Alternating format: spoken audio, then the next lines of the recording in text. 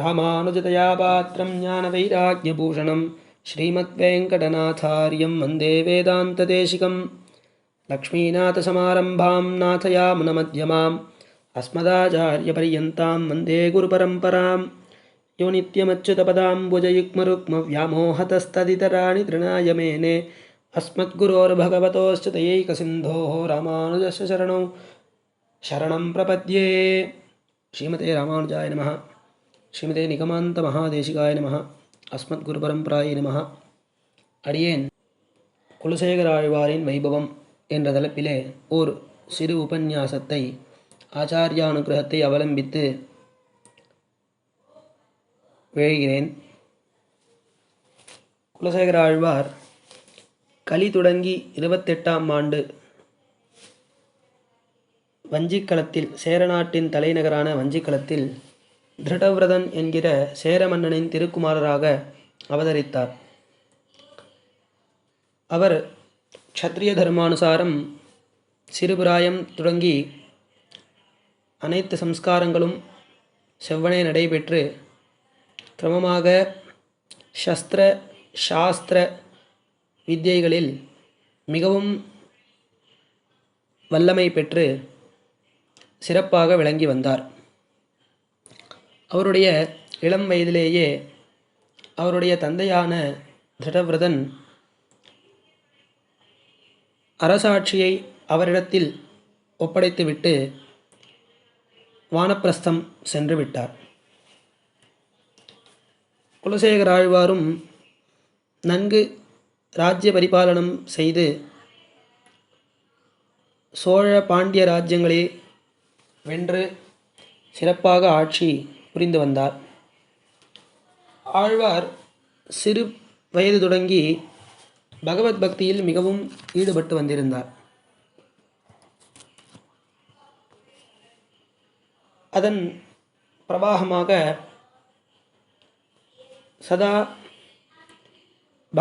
பாகவத கைங்கரியங்களில் தன்னை ஈடுபடுத்தி கொண்டு வந்தார். பகவத் விஷயங்களில் எப்பொழுதும் பகவன் நாம ஸ்மரணங்கள், பகவத் விஷயமான காதைகளை எப்பொழுதும் அனுசந்தானம் செய்து கொண்டு இருந்தார். அவருடைய மதியை கெடுக்க வல்லதான பெரும் செல்வம் மண்டி இருக்க பெற்றும் ஆழ்வார் அவை அனைத்தையும் துரும்பாக எண்ணி பகவத் விஷயங்களிலேயே மிகவும் ஈடுபாடுடன் விளங்கி வந்தார். எப்பொழுதும் ஸ்ரீமத் ராமாயணாதி கிரந்தங்களை அனுசந்தானம் செய்து கொண்டே இருந்தார். அவ்வாறே அதில் மிகவும் ஆழ்ந்து ஈடுபட்டு தன்னை அக்காலத்தில் இருப்பவரைப் போலவே தன்னை பாவித்து கொண்டு ராவனுக்காக போர் தொடுக்கச் செல்வது முதலான காரியங்களை செய்து வந்தார். அரசருடைய இந்நிலையைக் கண்டு மந்திரிமார்கள் கலங்கி நிற்க, இவரை எவ்வாறாவது ராஜ்ய விவகாரங்களில் ஈடுபடச் செய்ய வேண்டும் என்று பல முயற்சிகளை செய்தார்கள்.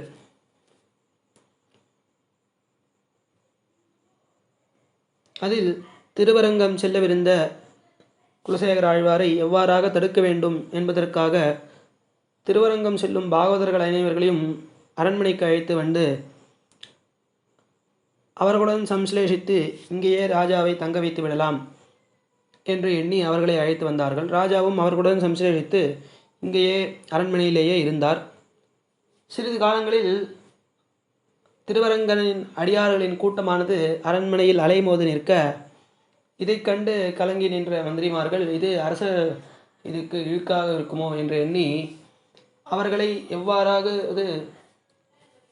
போக்க வேண்டும் என்ற எண்ணத்தினால் அவர்கள் மீது அவதூறு கற்பிக்க, அதை பாம்பு குடத்தில் கையிட்டு பகவத் பாகவதர்கள் என்றும் தீங்கு செய்யார் என்று சத்தியமிட்டு நிரூபித்தார் குலசேகர ஆழ்வார்.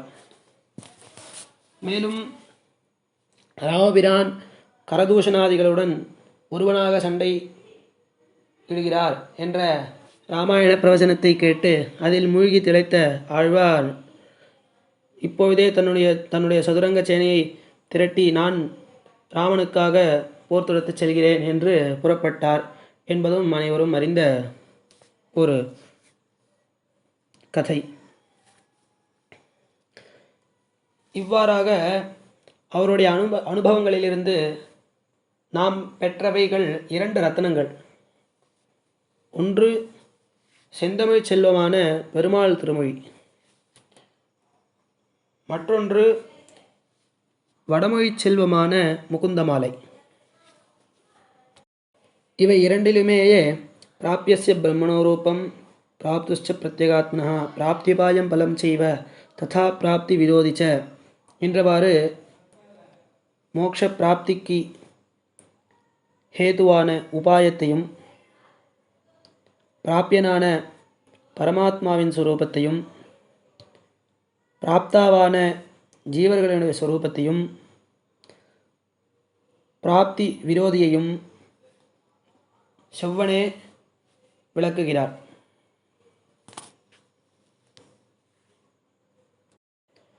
அதில் நாம் இப்பொழுது 3 தலைப்புகள் எடுத்து ஒரு தலைப்பிலும் ஓரிரு உதாரணங்களுடன் பார்ப்போம். முதலாவது குலசேகர ஆழ்வாரும் அர்ச்சாவதாரமும் என்றதாகும். குலசேகர ஆழ்வார் தன்னுடைய பிரபந்தமான பெருமாள் திருமொழியிலேயே திருவரங்கம், திருமலை, வித்துவக்கோடு என்பதாக 3 திவ்ய தேசங்கள் எம்பெருமான்களை மிகவும் ஸ்லாகித்து உருக்கமாக பாடுகிறார். அதிலும் திருவரங்கனை பாடும் சமயத்தில் ஸ்ரீ வைஷ்ணவ லக்ஷணத்தை ஒரு பாட்டில் விஸ்தாரமாக சாதிக்கிறார். மறந்திகையும் மனமொழிந்து வஞ்சம் மாற்றி வன்புலனடக்கி இடர்பாரத் துன்பம் துறந்து இருமுப்பொழுதேத்தி எல்லையில்லா தொன்னெறிக்கண் நிலை நின்ற தொண்டரான அறம் திகழும் மனத்தவர்தம் கதியைப் பொன்னி அணியரங்கத் தரவணையில் பள்ளி கொள்ளும் நிறம் திகழும் மாயோனைக் கண்டென் கண்கள் நீர்மல்க வென்று கோலோ நிற்கும் நாளே என்று. இங்கு மரம் திகழும் மனமொழித்து, மரமெனத் திகழும் கொடுமையாய்த் திகழும் மனத்தை ஒழித்து, மனத்தை விலக்கி என்பதாகவும், அல்லது திகழும் மனத்தில், நம்மிடத்தில் இருக்கக்கூடிய மனத்தில் மரத்தை ஒழித்து, கொடுமை, கொலை, கோவை, அசூயை, பொறாமை ஆகிய குணங்களை ஒழித்து வஞ்சம் மாற்றி,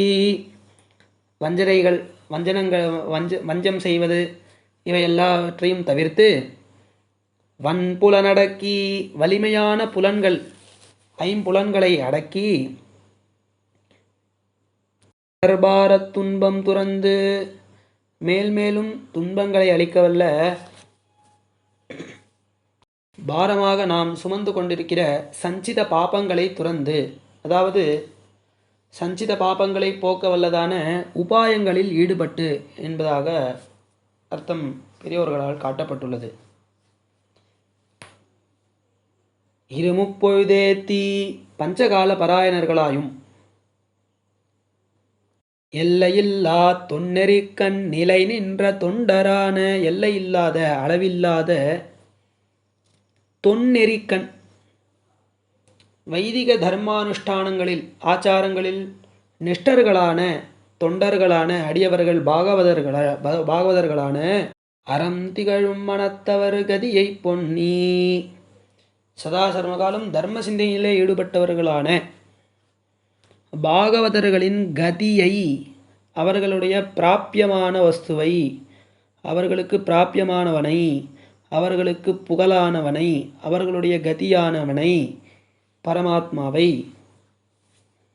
என்று இவர்கள் பாகவதர்களுடைய ஸ்ரீ வைஷ்ணவ பாகவதர்களுடைய லக்ஷணங்களை இட்டு அப்படிப்பட்ட பாகவதோத்தமர்களுக்கு பிராபியமானவனாயும் கதியானவனாயும் விளங்க நிற்கிற பகவான்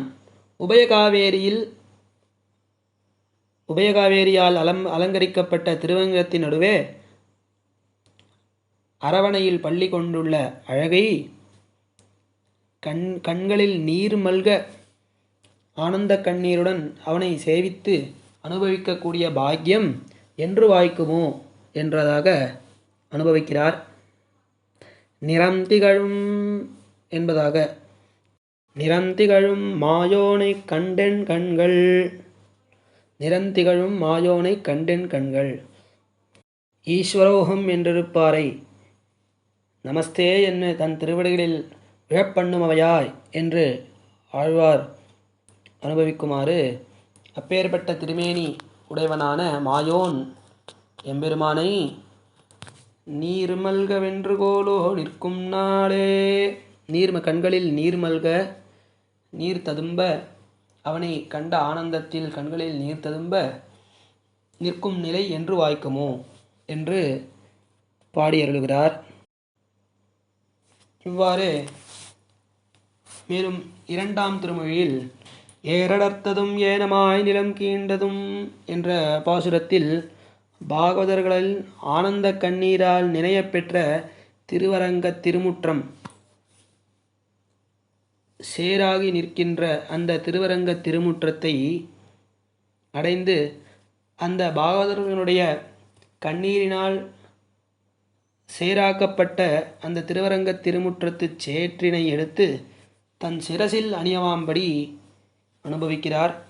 அப்பேற்பட்ட பாகவத சேஷத்துவத்தை இங்கு உணர்த்துகிறார் திருவரங்கனை அனுபவிக்கையில். மேலும் தன்னுடைய 3ஆம் திருமொழியிலேயே பிராப்தி விரோதிகளான இச்சம்சாரத்தில் மூழ்கி இருப்பவர்களோடு உறவை விலக்குகை என்பதை விஸ்தாரமாக அருள்கிறார்.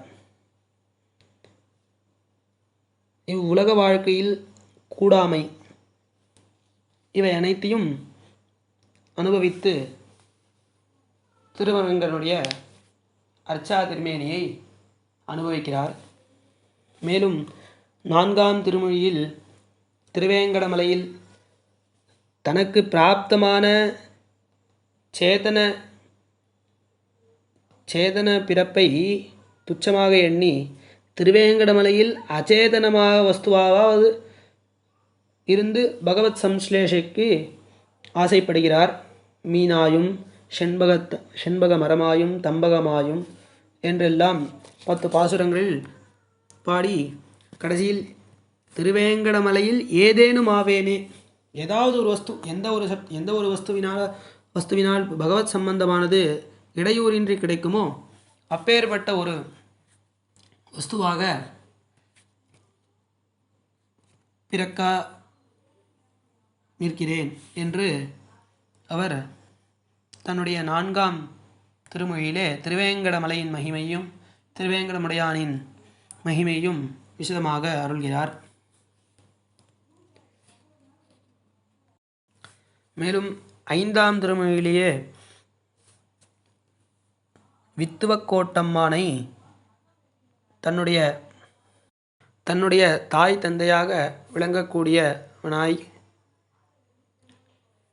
அந்த வித்துவக்கோட்டம்மானை பாடுகையில் அனன்யகதித்துவம் ஆகிஞ்சின்யத்துவத்தையும் விசதமாக வெளிப்படுத்தி பிராப்தாவினுடைய சொரூபத்தை விசதமாக காண்பிக்கிறார். இவ்வாறு அர்ச்சாவதாரத்தில் தன்னுடைய ஈடுபாட்டினை ஆழ்வார் மிகவும் அற்புதமாக விரிவுபடுத்துகிறார். பகவத் கைங்கரிய பரியந்தம் என்று இல்லாமல் பாகவத கைங்கரிய பரியந்தம் என்று தன்னுடைய வாழ்க்கையை நடத்தி காட்டுகிறார். மேலும் வெகு சொல்ப காலத்திலேயே கிருஷ்ண சம்பந்தத்தை ஆழ்வார் இழந்தமையால் அந்த தாக்கமானது அவர் மனதில் மிகவும் வருத்தத்தை கொடுக்கக்கூடியதாக அமைந்திருக்கிறது போலும்.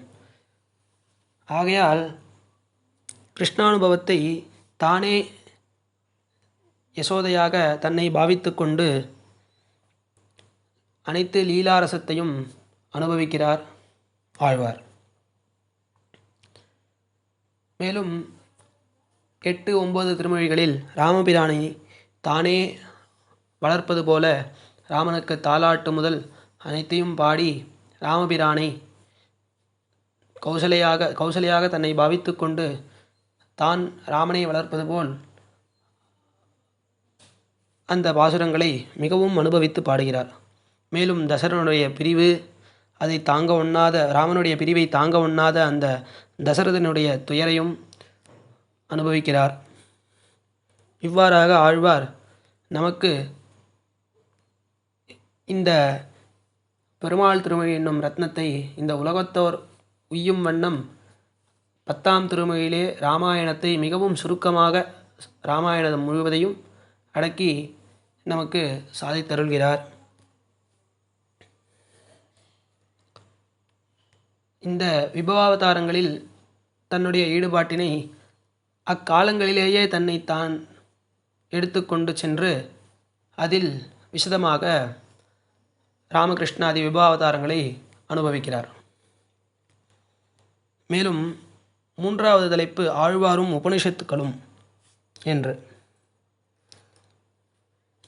இது என்ன ஆழ்வாரும் உபனிஷத்துக்களும் என்று பார்த்தோமேயானால், தன்னுடைய வடமொழி கிரந்தமான முகுந்தமாலையில்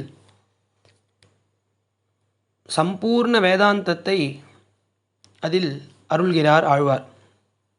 ஆங்காங்கே ஸ்ருதி வாக்கியங்களை சாரங்களை அதில் தன்னுடைய ஸ்லோகத்திலே வெளிப்படுத்துகிறார் ஆழ்வார். உதாரணமாக ஓரிரு ஸ்லோகங்களை பார்ப்போம். ஹே லோகா ஸ்ருணுத பிரசூதி மரண வியாதே சிகித்சாமிமாம் யோகஜ்ஞாः சமுதாஹரந்தி முனயோ யாம் யாஜ்ஞவல்க்யாதயः அந்தர்ஜோதிரமேயமேகமிருதம் கிருஷ்ணாக்யமாபீயதாம் தத்பீதம் பரமௌஷதம் விதனுதே நிர்வாணமாத்யந்திகம் என்றதாக இந்த ஸ்லோகத்திலே ஸ்பஷ்டமாக ஆழ்வாரே சாதித்தருள்கிறார். யாஜ்ஞவல்க்யர் முதலான மகர்ஷிகள் அருளின அவர்களால் அருளப்பெற்றதான பிருஹதாரண்யகம் முதலான உபனிஷத் வாக்கியங்களில் கூறப்பட்டுள்ள விஷயங்களை நீங்கள் அதிலே கூறப்படுபவனான பரமாத்மாவான அந்தர்ஜோதி அனைத்து சேதன வஸ்துக்களுக்கும் அந்தராத்மாவாக விளங்கக்கூடிய பகவான் நாராயணனை, அந்த நாராயண நாம ஔஷதத்தை மருந்தை அனைவரும் பருகுங்கள். இந்த சம்சார வியாதியிலிருந்து பிறப்பிறப்பாகிய வியாதியிலிருந்து நாம் விடுபட ஒரே மருந்து அந்த நாராயண நாமமாகிய மருந்து என்பதை இதிலே யஹா பிராணேஷு ஹிருத்யந்தர்ஜோதி புருஷா என்றதான ஸ்ருதி வாக்கியத்தின் சாரத்தை இதில் மிகவும் சமத்காரமாக சாதிக்கிறார். அது மட்டுமின்றி அந்தர்யாமி பிராமணத்தினுடைய தாத்பரியத்தையும் இதில் சாதித்தருள்கிறார் ஆழ்வார். மேலும் இதுபோன்று ஒரு ஸ்லோகங்களிலும் ஒரு ஸ்ரீபாஷ்ய அதிகரணங்களை இதில் உதாரணமாக காண்பிக்கலாம். அவகாச நிர்பந்தத்தால் ஓரிரு உதாரணங்களோடு அடியேன் நிறுத்திக் கொள்கிறேன். இதில் மற்றொரு ஸ்லோகம், தியாயந்தி யே விஷ்ணுமனந்தமவ்யயம் ஹிருத்பத்மமத்யே சததம் வ்யவஸ்திதம் சமாஹிதானாம் சததாபயப்ரதம் தேயாந்தி சித்திம் பரமாஞ்ச வைஷ்ணவம் என்றதாக ஒரு ஸ்லோகம். இதில் ஹிருத்பத்மமத்யே சததம் வ்யவஸ்திதம் என்று தஹராகாசனாக விளங்கக்கூடிய பரமாத்மாவை இதில் விசதமாக காண்பிக்கிறார். புண்டரீகம் புரமத்ய சக்ஸ்வம் தத்ராபி தஹ்ரம் ககனம் விஷோகஸ்தஸ்மின் யதந்தஸ்ததுபாசிதவ்யம் என்றதாக இந்த ஸ்ருதி வாக்கியத்தையும் கோஷ பிரதீகாசகம் ஹிருதயஞ்சாப்யுதோமுகம் என்றதாக இந்த இரு ஸ்ருதி வாக்கியங்களையும் தஹராதிகரணத்தில் பிரதிபாத்தியனான பரமாத்மாவை இங்கு சாதித்தருள்கிறார். இவ்வாறாக அவர் தியாயந்தி, அதில் ததுபாசித்தவ்யம் அப்படின்னு என்பதாக ஸ்ருதி வாக்கியத்திலும் இங்கே தியாயந்தியே இது தியாயந்தி என்ற இந்த பதத்தை இதில் இட்டு அந்த தஹராதிகரண விஷயங்களை இதில் சுருக்கமாக சாதிக்கிறார். இவ்வாறு ஒரு ஸ்லோகத்திலும் ஒரு அதிகரணம் ஒரு விஷய வாக்கியங்களை விஸ்தாரமாக பார்க்கக்கூடியதாக ஒரு கிரந்தமாக அமையப்பெற்றிருக்கிறது. இதில் அடியேனின் சிறுமதி கேட்டிய அளவு இதில் காண்பித்துள்ளேன். இதில் தோஷம் இருப்பின் அது என்னை சார்ந்தது என்று எண்ணி பெரியோர்கள்